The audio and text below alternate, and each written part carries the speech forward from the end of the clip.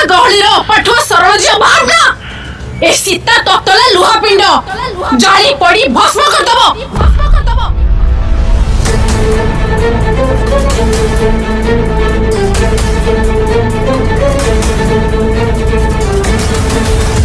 जदि कृषक माने गोटाए वर्ष चाष बंद करदेवे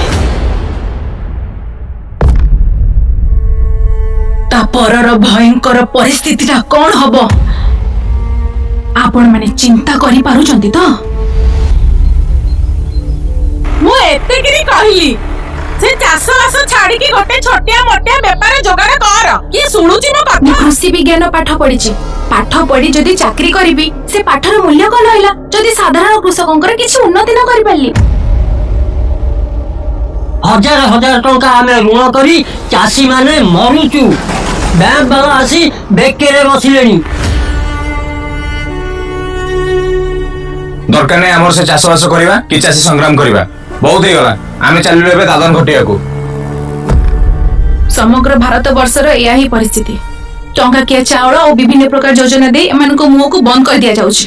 एमाने समस्ते अलसुआ पलटि जाइछन्ति।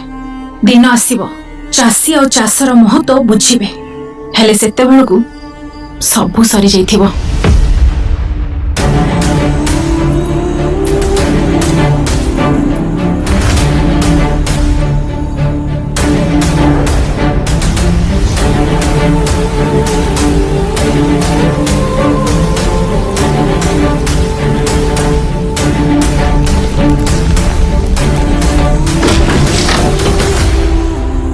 तुम मैंने कि थाओ कि न थाओ मु सीता संगे अछि जोटी देशर भविष्य कथा विपद रे पड़ी थाए सेठी निजर भविष्य कथा भाबी किछि फायदा नहीं।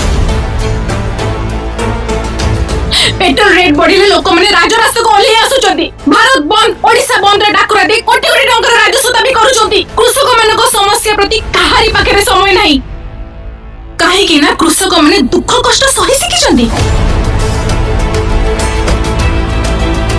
एठी ब्लड दरकार ब्लड देई परिबो। राजनीति रे केते बेले कहार कौन कोठी हबो से कथा केही भी जानते नहीं।